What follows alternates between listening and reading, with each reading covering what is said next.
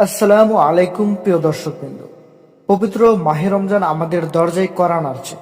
অনেকেই জানতে চাচ্ছেন প্রথম রোজা কবে, সেহরি কখন খাবেন, ইফতার কখন করব।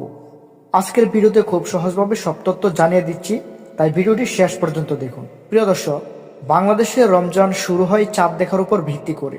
যদি শাবান মাসের 29 তারিখ সন্ধ্যায় চাঁদ দেখা যায়, তাহলে পরদিন থেকে প্রথম রোজা শুরু হবে। আর যদি চাঁদ দেখা না যায়, তাহলে শাবান 30 দিন পূর্ণ করে তারপরের দিন থেকে রোজা শুরু হবে। অর্থাৎ চাঁদ দেখার ঘোষণার উপর নির্ভর করেই প্রথম রোজার তারিখ নির্ধারিত হবে।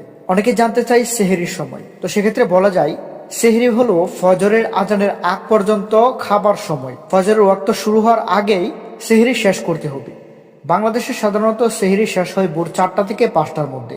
এলাকা ভেদে সময় ভিন্ন হতে পারে, আপনি আপনার ক্যালেন্ডার অনুযায়ী দেখে নিতে পারেন।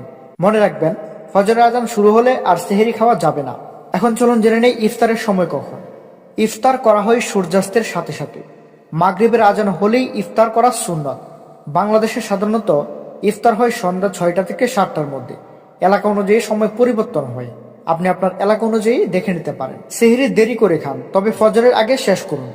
ইফতার দ্রুত করুন, দেরি করবেন না। রমজানের প্রতিটি আমল সহিহভাবে করার চেষ্টা করুন।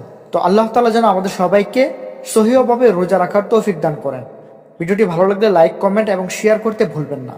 আসসালামু আলাইকুম, আল্লাহ হাফেজ।